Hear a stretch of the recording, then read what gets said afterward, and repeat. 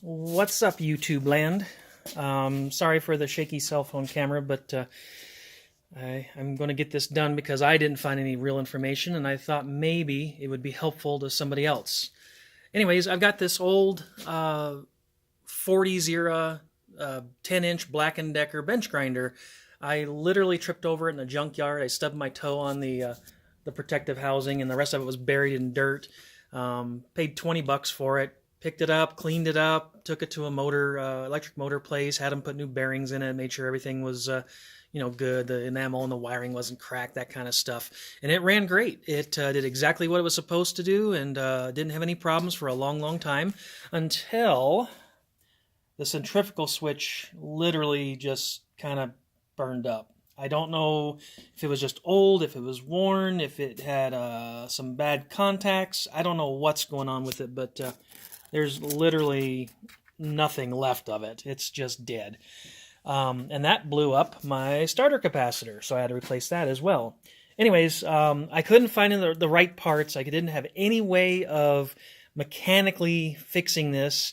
Even the motor place said they'd have to take the bench grinder in and take it apart themselves and see if they could cobble something together. And I just figured there was something better I could do, do on my own. And my research led me to the Supco APR5, an Adjustable Potential Relay. And quite literally all it is a relay, a switch on a timer. And that blue knob is what adjusts your time. And I'm not sure if it's milliseconds or seconds, but for this one phase, 1 horse motor, setting about 190 was perfect. And it literally replaces the centrifugal switch, so the wiring would be nearly identical.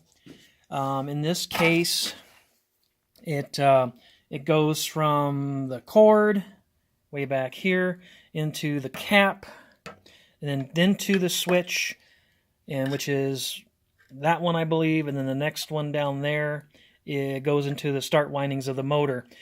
The only additional wiring necessary is right here. You need to connect it's not the common ground. You'll have 3 wires, the common ground, the hot, and the neutral. You have to connect the neutral side of the wiring into this one block. That's all one block. They're connected. I just chose chose to use the 2 different mounting points for simplicity. And I think that activates the timer, so when it feels that energy, it actually sets the timer and it goes for a length of time.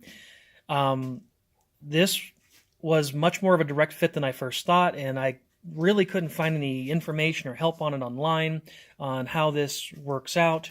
But quite literally, the schematic for it that comes with it is exactly right. The only difference I had and what was confusing for me is I didn't have the run capacitor, so you literally just eliminate that. Everything else was identical. Here's my crude before and after sketch of how the wiring went, and if you look at it, quite literally, the power to the cap, to the switch, to the start motor, and it is exactly the same. Everything else wired the same, except that you add number 5 to the common side, or the neutral side, not common ground, neutral. Anyways, I just wanted to point this out to anybody who might be, having the same issues I was and having an old motor and not having a centrifugal switch replacement, and it didn't start and it keeps blowing up starter caps, that kind of stuff. Please do your research. Please be sure what you're doing with the wiring. 110 volt can be quite painful, if not deadly. And make sure that you're exercising all your proper safety precautions. But hope this helps somebody, and hope we get some old machinery restored and running again. Take it easy.